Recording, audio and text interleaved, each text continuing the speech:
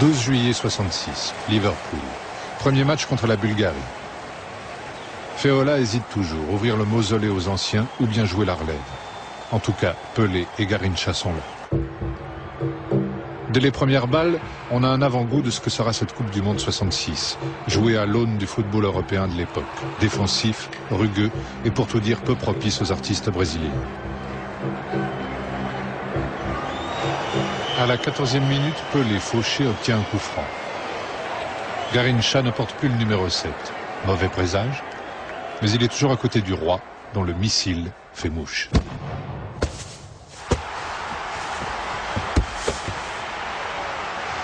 Pourtant, les effusions qui suivent semblent moins enlevées qu'en Suède, il y a 12 ans déjà.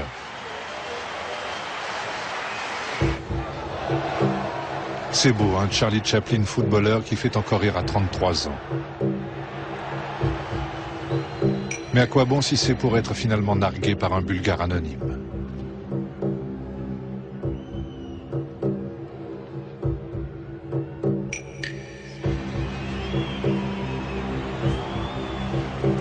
À la 63e minute, Garrincha est fauché à son tour. Même les plus durs n'ont Dieu que pour une paire de jambes aussi célèbres que celle de Mistinguett.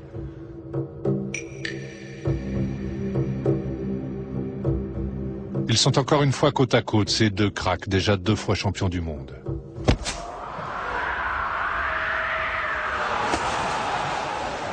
On se met à rêver en croyant avoir retrouvé le joueur du Chili, tandis que Pelé magnanime sait aussi se réjouir du bonheur d'un autre.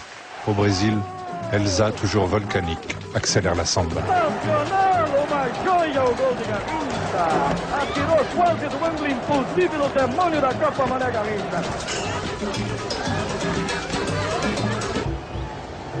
Deux jours plus tard, contre la Hongrie, Feola laisse Pelé légèrement touché au repos et aligne une nouvelle attaque. Signe des temps, c'est plutôt à gauche qu'elle évolue, avec les nouveaux venus, dont un certain Jair Zino.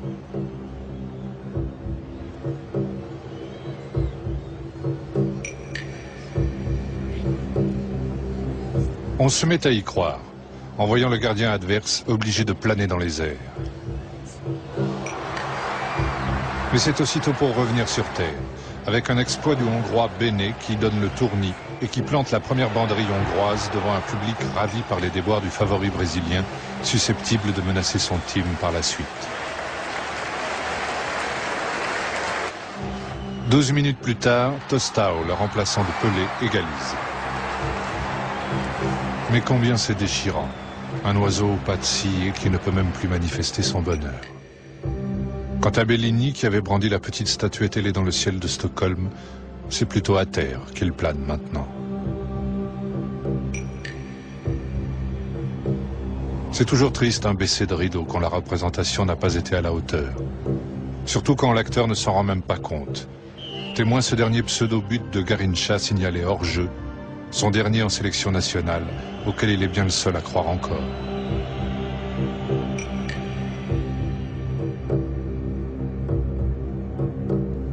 Maintenant, ce ne sont plus les Brésiliens qui signent les chefs-d'œuvre, mais leur adversaire hongrois, témoin cette reprise de pleine volée de Farkas, qui atomise en plein vol un Brésil finalement battu 3-1. Garrincha, décevant, est sorti. Tout le Brésil attend un miracle de Pelé pour ce match de la dernière chance contre le Portugal.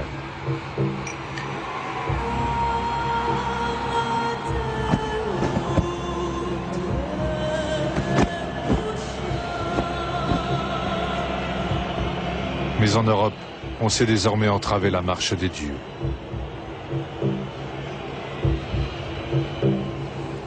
Quand Mario Américo arrive, il est déjà trop tard.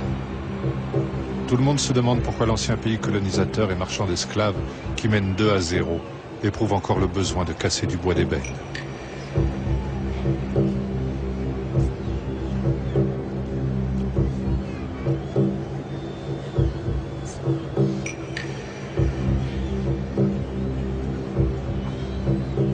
Pelé revient, vive le roi, mais il est à moitié mort et ne peut plus changer le cours de l'histoire.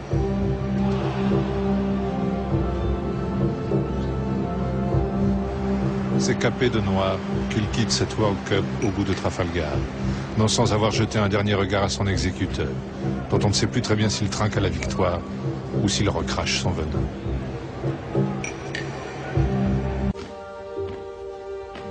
En 1969, Garrincha, que les dirigeants du Botafogo avaient jeté après s'en être trop servi, est engagé par le Flamengo. Légèrement enveloppé et bouffi, mais toujours souriant, il étrenne un nouveau maillot numéro 7, fraîchement repassé. On se dit aussi que sa vie conjugale n'est peut-être pas non plus à la hauteur, à le voir tripoter nerveusement son alliance. Quant à ses performances sur le terrain, elles laissent plutôt à désirer. Il est vrai que dans son état, le moindre choc avec l'adversaire résonne comme un tremblement de terre.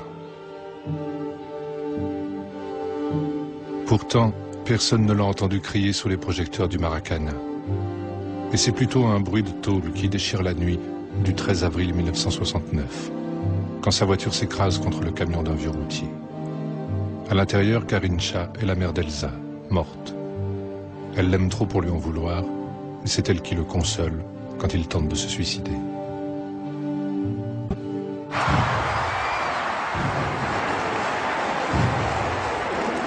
Pendant ce temps, la fusée Pelé continue son ascension. Le pays entier attend son 1000e but, qui se dérobe depuis quelques matchs. Ce 19 novembre 69, il a du mal à passer le rideau défensif du Vasco. Quand il y parvient, c'est le gardien Andrada ou autre chose qui empêche la déflagration attendue.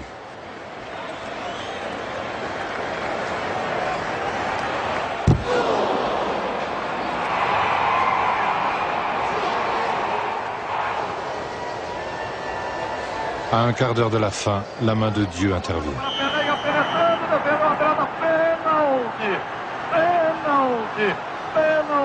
Il n'y avait que lui pour mettre en scène un tel coup de pied arrêté que vont pouvoir contempler les 100 000 spectateurs du Maracanã, pour une fois assis à la droite du Père.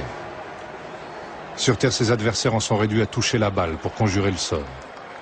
Ce qu'il y a de beau chez un demi-dieu, c'est qu'il a toujours les pieds sur terre et qu'il sait faire durer le plaisir avant ce penalty qui peut envoyer tout un peuple en l'air. Atenção, caminha Pelé, chutou, gol! Gol de Pelé! Pelé!